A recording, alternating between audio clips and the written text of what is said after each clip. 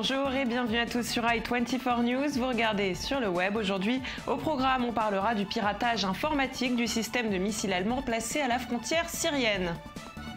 On verra pourquoi Avangate a décidé d'investir en Israël. On vous présentera Make It Travel dans notre dossier du jour. On vous parlera du robot Philae qui devrait se remettre au travail. Et on terminera comme tous les jours avec ces vidéos qui font le buzz sur Internet.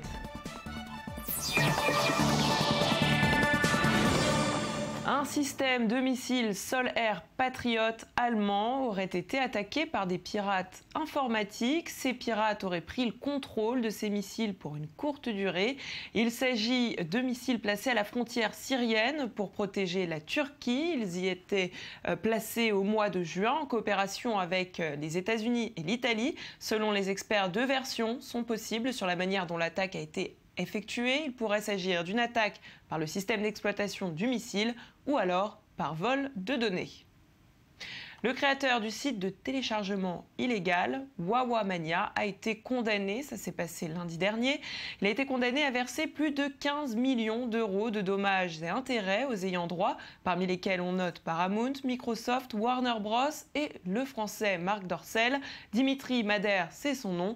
26 ans et toujours en fuite aux Philippines. Il avait déjà été condamné le 2 avril à 1 an de prison ferme et devait verser 67 000 euros à certaines parties civiles pour préjudice moral ainsi que 46 000 euros pour les frais de justice.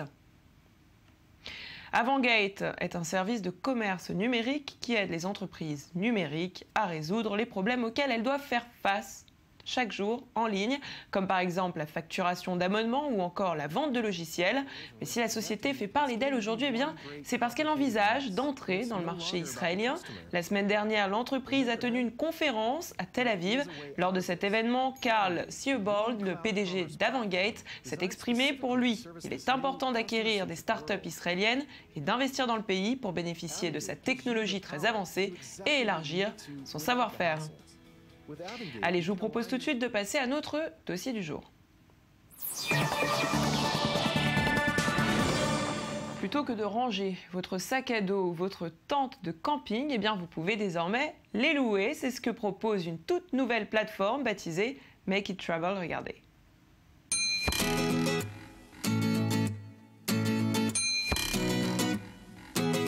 Make It Travel, c'est un site de location d'affaires de voyage entre particuliers.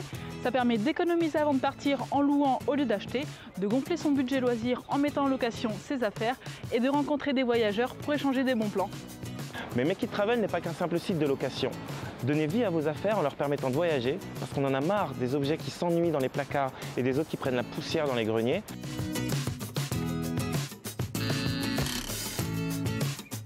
Lorsqu'un objet part en voyage, le locataire prend une photo de l'objet en mode selfie.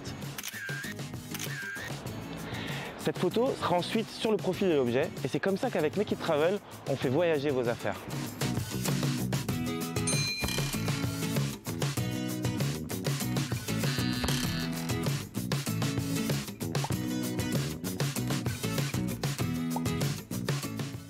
Et avec nous pour en parler, Anne-Laure Chaureau, bonjour. Bonjour. Alors, on vous a vu dans la vidéo, vous êtes à l'origine de cette application qui va certainement plaire aux vacanciers. Comment vous est venue l'idée de la créer ? Alors en fait, c'est quand moi je suis partie en voyage il y a à peu près 1 an. Avant de partir, j'ai dû tout acheter neuf. Ça m'a coûté, je sais pas combien, j'ai même pas envie de compter. En revenant de voyage, justement, tous ces objets que j'avais achetés, je les ai rangés dans mon placard. Et je me suis dit, mais j'ai acheté tous ces objets, maintenant ils vont dormir, ils vont rien faire.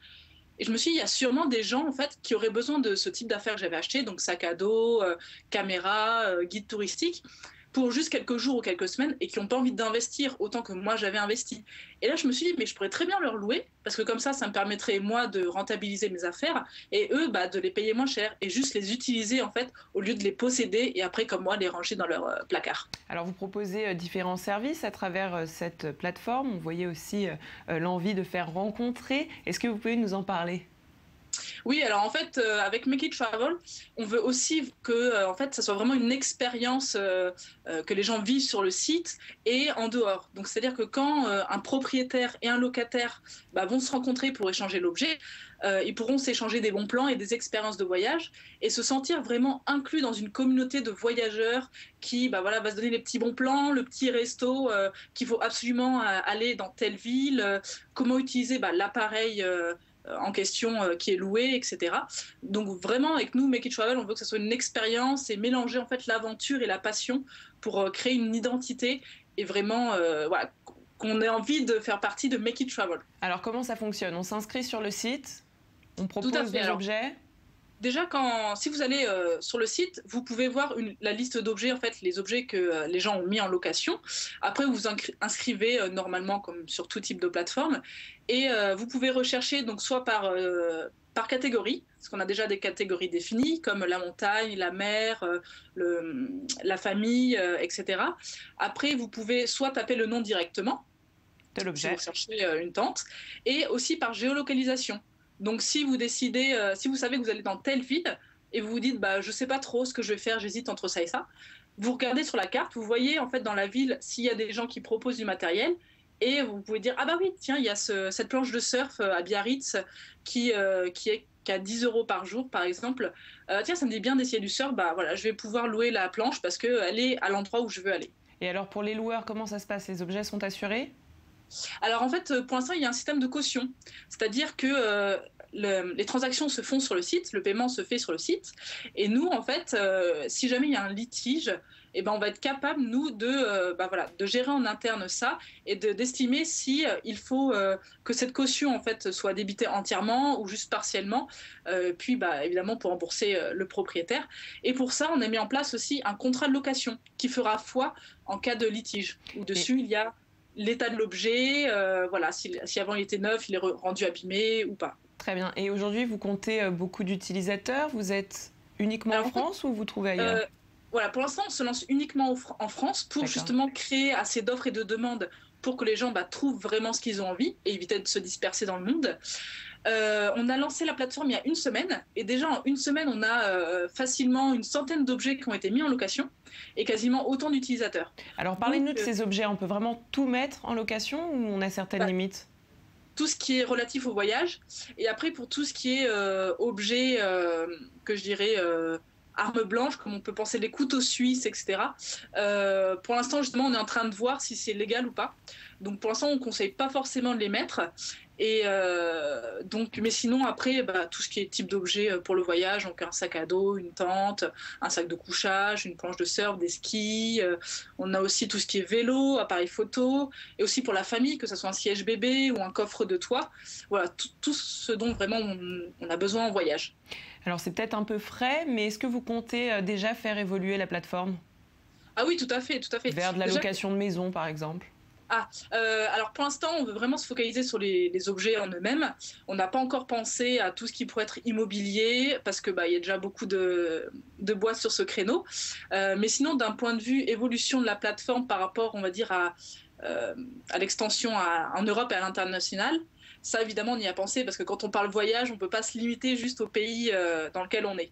Donc déjà, on espère d'ici 2-3 ans commencer à s'ouvrir sur l'Europe et après passer carrément à l'international, quoi.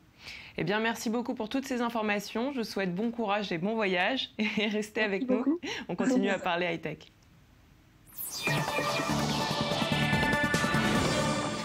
Le petit robot européen Philae s'est réveillé après 7 mois d'hibernation sur la comète Chury. Alors que son hôtesse file vers le Soleil, il devrait reprendre progressivement ses aventures scientifiques, escorté par la sonde Rosetta, un sujet de Sarah Koskiewicz.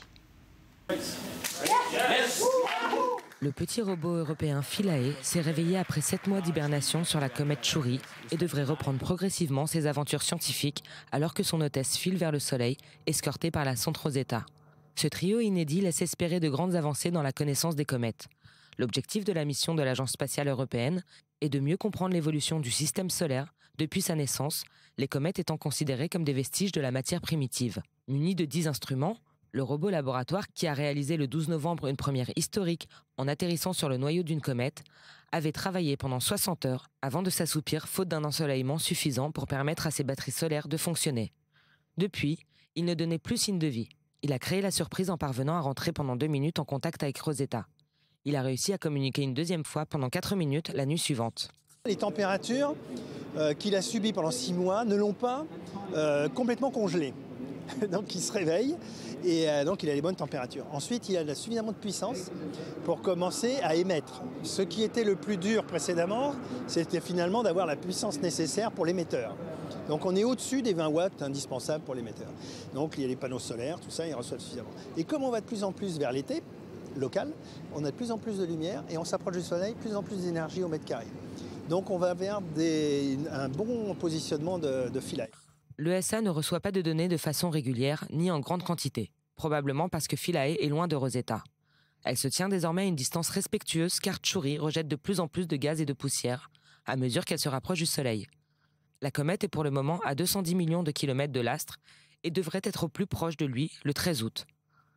Pour améliorer la communication entre Philae et Rosetta, il faudrait que la sonde modifie rapidement son plan de vol. Les premiers contacts ont été trop courts pour permettre d'envoyer des ordres à Philae afin qu'il se remette au travail. Philae devra commencer alors par des activités simples et peu consommatrices d'énergie. Puis il devra être chargé pour faire des images. Ce n'est que plus tard qu'il pourra recevoir l'ordre de faire un forage à la surface du noyau de la comète dans l'espoir de trouver des molécules organiques qui ont pu jouer un rôle dans l'apparition de la vie sur Terre. Au début, on va faire un diagnostic de en quel état il est, après le réveil. Et puis ensuite, on va lui envoyer des commandes pour commencer à mettre les instruments en route. Et on espère évidemment regarder à quel moment on pourra faire le forage. Sachant qu'évidemment, le forage est le plus critique, puisque le forage fait un mouvement mécanique sur l'ensemble, et que vous savez que notre petit robot, et au lieu d'être sur 3 pattes, il est sur 2 pieds. Et donc, il ne faudrait pas le déséquilibrer ou le faire tomber, donc il faut qu'on soit extrêmement prudent avec tout ça. En novembre, Philae, qui était coincé à l'ombre entre des falaises avec l'une de ses 3 pattes à l'air, avait tenté un forage, mais celui-ci n'avait rien ramené. Et la dernière née de GoPro vient de voir le jour. Hero 4 Session est désormais la plus petite et la plus légère des caméras embarquées de la marque. 2 fois plus petite et 40% plus légère que les autres caméras de la gamme. Eh bien, elle est une aubaine pour les sportifs, mais aussi pour les particuliers. Plus de détails avec ces images.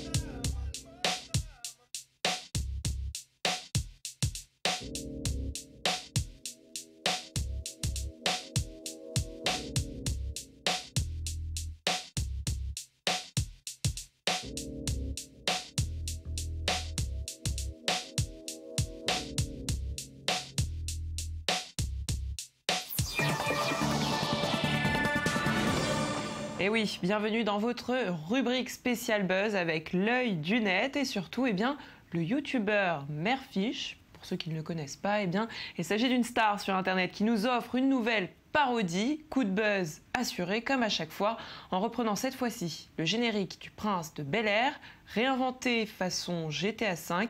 Le résultat est très réussi, bien que violent. Alors, âme sensible, s'abstenir.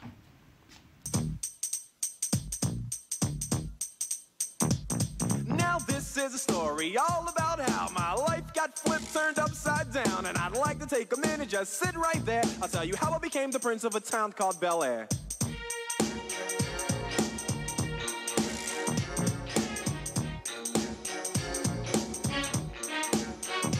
In West Philadelphia, born and raised, on the playground is where I spend most of my days. Chilling out, maxing, relaxing, all cool and all, shooting some b-ball outside of the school. When a couple of guys who were up to no good started making trouble in my neighborhood. I got in one little fight and my mom got scared and said, "You're moving with your auntie and uncle in Bel-Air." I begged and pleaded with her day after day, but she packed my suitcase and sent me on my way. She gave me a kiss and then she gave me my ticket. I put my Walkman on and said I might as well kick it. savais que ça allait vous plaire. Et puis on passe à une autre vidéo qui va très certainement vous plaire. Il s'agit de Nicole et de son père, qui se sont fait remarquer aussi sur Internet avec un battle de beatbox. Vous allez le voir, pour le moins insolite. Filmés ensemble dans une pièce de leur maison, ils se lancent dans une sorte de démonstration. Et quand l'élève dépasse le maître, voici ce que ça donne.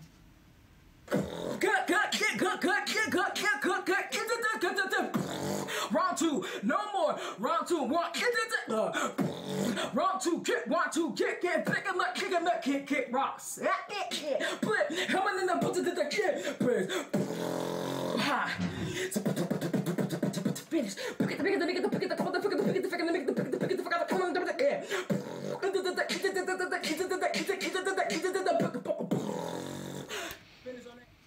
Et sur le web, c'est terminé pour aujourd'hui. On se retrouve demain, même endroit et même heure, pour plus d'infos 2.0. Pour le moment, je vous donne rendez-vous sur notre page facebook.com/sur le web.